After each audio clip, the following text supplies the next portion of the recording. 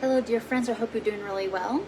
And in this, I guess, teaching video or an encouragement, whatever you want to call this, I want to address appetite fluctuations in recovery, especially in consideration here in the Northern Hemisphere. It is pretty hot everywhere from what I'm hearing.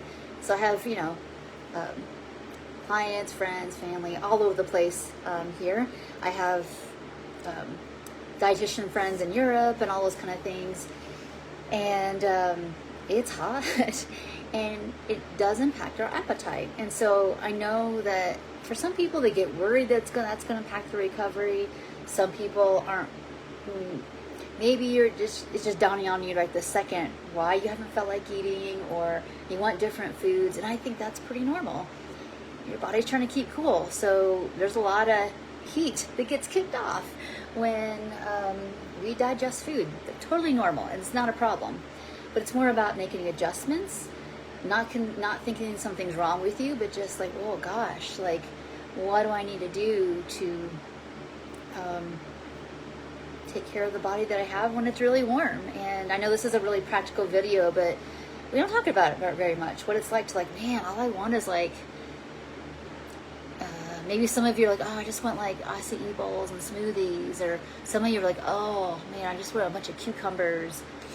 And that can be totally normal. It's hot. However, nobody can just eat that, especially someone who is trying to establish, some body trust and safety. You can't really just skip meals. You can't just drink water and sparkly stuff and get your energy needs met. That's not how it's going to work. But we can maybe put ourselves in positions and in situations where, honestly, it's a little less difficult. So I have I've been talking about this topic for 2 or 3 weeks now, in private. So I want to share some of the things that I'm doing, some of my clients are doing to kind of deal with that. So one would be, it's okay to eat cooler foods. It may just need to be a little engineered, So let's say this time of year, again, grilled chicken, well, do your cooking outside on your grill if you have it, or your smoker or whatever. And if you can grill, especially if you have a smoker and you can treat it as an oven, I highly recommend you did that. I actually cooked some potatoes and some dinner rolls in my smoker this weekend, and it was just like using the oven, but I didn't use the oven inside my house. It was wonderful.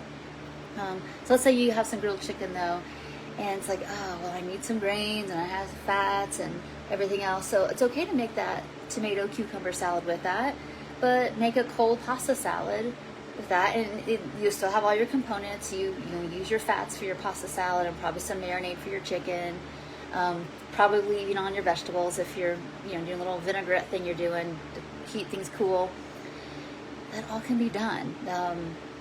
So you have all your components. Things feel satiating. You're feeling full, but not like really more heated up. So that's one example.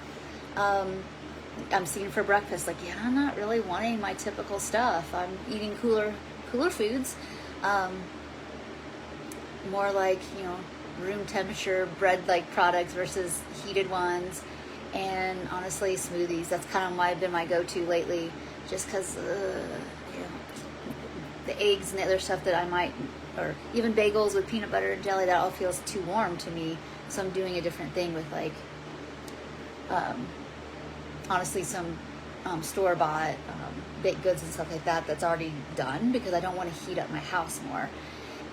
You're allowed to do that. I also know that a lot of my clients are doing a little bit more quicker meals right now. Not because maybe they don't have the capacity to cook, but it's just they don't want to heat up their house, and that's okay. Other ways to deal with this is it's okay to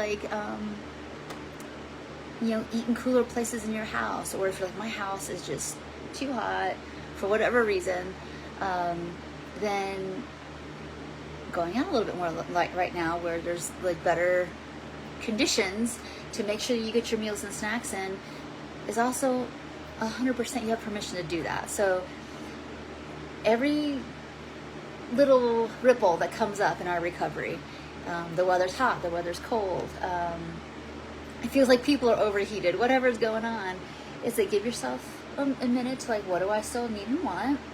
And how can I get that need met in maybe a way I typically don't do it? So I know this is maybe a simple video, but I just want to encourage you that like there is a figure outable way to get your breakfast, lunch, dinner, and snacks in. Some of it can be liquid, but I wouldn't go without eating and chewing because your body really honestly needs that for satiation as well, just to like, you know, get this brain body connection that like, oh, chewing happened, digestion's happening, we're getting needs met, great.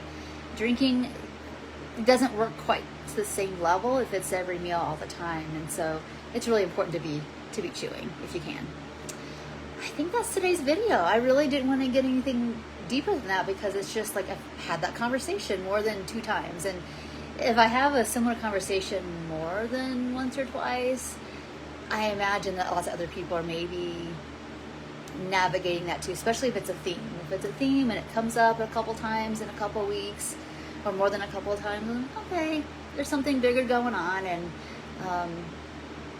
probably more people need support for that. So I hope this video was helpful. If you are looking for some practical stuff, whether it's like meal planning without it feeling like a diet, or gosh, I mean, honestly, simply like, okay, so I'm not asking for like, you know, nutrition advice here, but generally, what are some things I can do for you fill in the blank situation? And I'm happy to answer questions in a very generic way.